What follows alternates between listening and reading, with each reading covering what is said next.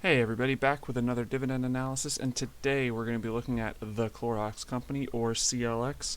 Wanted to look at Clorox because their stock price took a huge dive this week and has been taking a beating over the past few months, which has been forcing the yield up, so we can see if it's something worth looking for in our dividend or income portfolios. As usual, we'll start with the dividend yield here, currently sitting at around 2.8%, so just under 3%. Probably the average you'd see for a dividend company. It's doing better than the broad market, the S&P paying about 2%, so a little bit higher than that. Nothing terrible, nothing amazing, nothing to write home about, but still decent.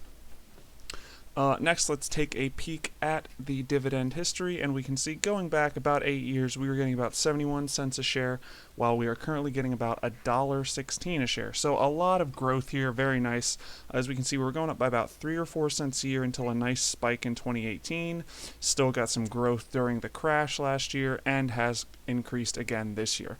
A lot of growth here, very nice. Definitely some appreciation going on.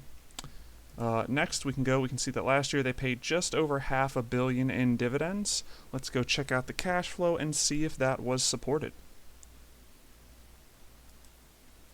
And going over let's go 4 quarters. We can see that last year they did about 1.3, or the last 4 quarters I should say, 1.3 billion in free cash flow, which is a marked improvement from 5 years prior. They have essentially doubled their free cash flow in that time, and we can see that over the past 10 years as well, it has been increasing steadily. One thing to remember is that 2020 was a boom year for them because of cleaning products, and the virus of unspecified origin required such. So let's see, we had just over $500 million in dividends. Let's check our payout ratio of last year's free cash flow, and we come out to just about 42%, a very nice percentage, well below our ideal range of 50%. So what does that mean? That means that if they lose some free cash flow, if they raise their dividend, they're going to have plenty of room to pay out that dividend. They could raise their dividend by 50% and they would still be within our acceptable range of payout of free cash flow. So that's very nice. Next, let's check the income and see if they're making enough money to pay that dividend.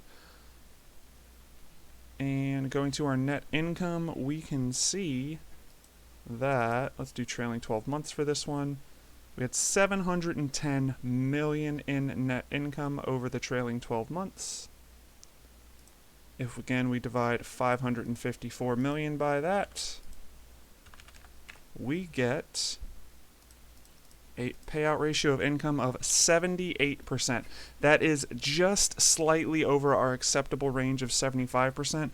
So not exactly a red flag, but something to be interested in. They did come out with very poor earnings, showing that their sales had declined rapidly over the past year, but that should have been expected because people are buying less cleaning products. If we go and look at their income, we can see that they had 816, 870. The trailing 12 months were all trending upwards until last quarter and the quarter before that. They had a huge spike, doing about 1.25 million over 12 months, but that has fallen. Now, while that is something to be concerned about, I wouldn't be too heavily concerned. They're not going to lose a ton of income in the future, very likely. Everyone needs cleaning supplies. Everyone needs bleach. If they can normalize back to about this high 800s to low 900 millions level, I would be perfectly fine with them as a dividend investment. Their income is going to be able to pay for that very easily. But we do have to see it go back up. So I'd be looking over the next 2 to 3 quarters to see if this number starts to normalize back around that low 9, high 800 million point. So where are they getting this money from? As I said earlier, they sell cleaning products. They sell bleach. It's very good in the long run because these are things that are always going to be bought. These are consumer staples. You're always going to need cleaning products. You're always going to need bleach, so on and so forth. This isn't a company that's going to go out of business overnight. The only way that Clorox is going to suffer a long-term decline or any kind of decline at all is through fraud or mismanagement. People are always going to buy these products. On the flip side, they're also not going to grow very much because these aren't amazing, hype products. No one's out there making TikToks about bleach unless they're drinking it, I guess. So this company isn't going to grow a ton. You're really, as we can see here, just from their revenue over the last 8 years, it's been very slow, very steady. They're probably going to grow at about the rate of GDP, which is fine if you're in this for the long term. If you're one of those hold forever people, that might be something for you. That's fine. No problems there. But for us, what are we going to do? Is this something that we're looking for in our dividend portfolio and our income portfolio? Let's start from the income side. This really isn't an income stock. You're only getting just under 3%. There's nothing amazing there. However, if you have one of those portfolios that's made up of a lot of small and mid-cap income generating stocks paying 8-10%, you might put something like a Clorox, a consumer staple with a lower dividend in there for some diversity and some safety.